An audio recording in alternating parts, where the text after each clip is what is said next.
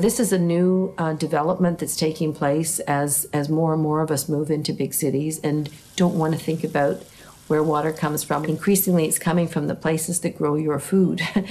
This is really, really, really short-sighted. You're using water from an ecosystem in Northern California, transporting it through long pipes and canals to Southern California to grow alfalfa. The alfalfa is then shipped to places like Japan, where it is fed to the high-end Kona beef, and then much of that beef is shipped back to the U.S. So we've set up this system of agriculture that just doesn't work anymore, and it's really based on the concept of virtual water, where we're growing crops for export in thirsty places and then moving them long distances, rather than having our food grown more locally and more sustainably.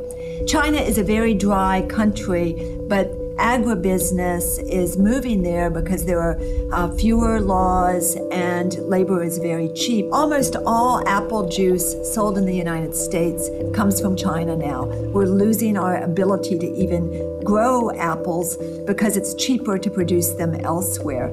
That means that a country like China that doesn't have very much water is exporting its water to the United States through apples. Then we sign trade agreements like NAFTA so that our subsidized corn using water from desert-like areas in the U.S. can undersell the farmers in Mexico.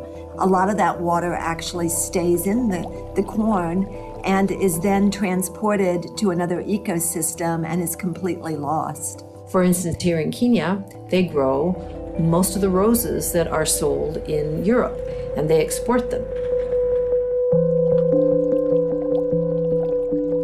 And they're grown around a beautiful, beautiful lake called Lake NAIVASHA, which is being depleted at an appalling rate. All done by foreign corporations, huge, great big flower plantations. If they keep doing this, within 5 years it will be a putrid puddle. So here's one of the driest continents on Earth, exporting water, being told by the World Bank to export its water to get its way out of debt.